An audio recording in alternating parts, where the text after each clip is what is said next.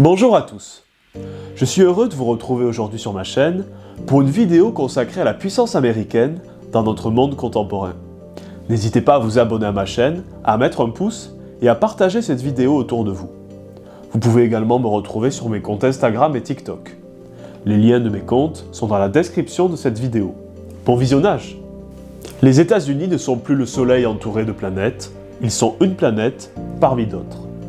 Cette citation d'un premier ministre japonais illustre l'idée ancienne selon laquelle les États-Unis d'Amérique seraient une puissance en relatif déclin. Il est vrai que l'hyperpuissance américaine, qui dominait le monde au sortir de la Seconde Guerre mondiale en 1945 et au sortir de la guerre froide en 1991, est apparue parfois remise en cause par la montée de nouvelles puissances, telles que l'URSS, le Japon, puis la Chine.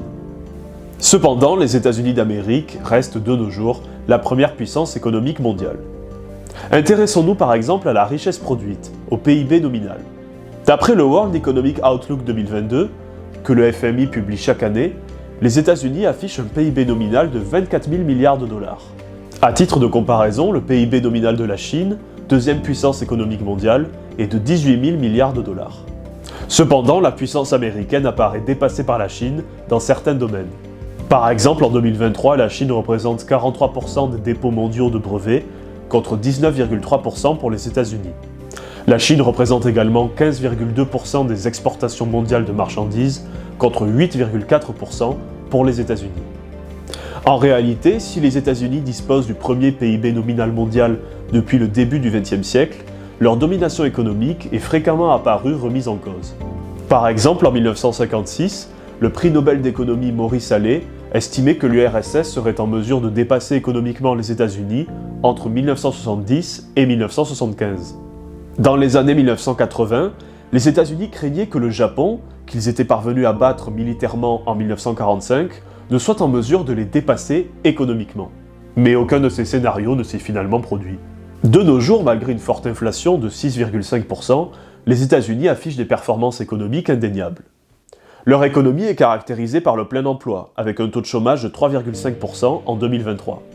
De plus, la guerre en Ukraine déclenchée par l'invasion russe le 24 février 2022 a permis aux États-Unis d'obtenir des gains économiques. En effet, les États européens ont été contraints de remplacer une partie de leurs approvisionnements en gaz russe par du gaz naturel liquéfié américain, le GNL. Ainsi, sur les 11 premiers mois de l'année 2022, les exportations de GNL américains ont augmenté de 137% par rapport à 2021. Avec la guerre en Ukraine, les États-Unis sont également parvenus à doubler leurs ventes d'armes à l'international.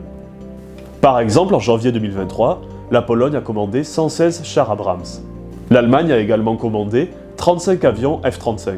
En 2022, les États-Unis sont parvenus à vendre 51,9 milliards de dollars d'armes contre 34,8 milliards en 2021. Au niveau stratégique, les États-Unis restent la première puissance militaire mondiale. Cette puissance s'illustre notamment par le déploiement de 800 bases militaires à travers le monde, ainsi que par la possession de 11 porte-avions à propulsion nucléaire. En décembre 2022, un budget record de 816,7 milliards de dollars a été accordé aux forces armées américaines. Ce budget sert notamment à financer la montée en puissance de la marine américaine face à la Chine. Le montant pharaonique de ce budget illustre aussi l'addiction économique des États-Unis aux dépenses militaires. L'économiste américain Alvin Hansen a posé en 1964 un constat qui est toujours valable aujourd'hui. Hansen a indiqué que les dépenses militaires figurent comme l'un des piliers principaux de la croissance économique américaine.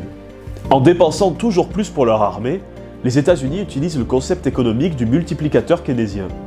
Ce concept a été théorisé par l'économiste britannique John Maynard Keynes. Ce concept indique que la hausse du déficit public, liée à l'augmentation des dépenses publiques, entraîne une hausse de la consommation.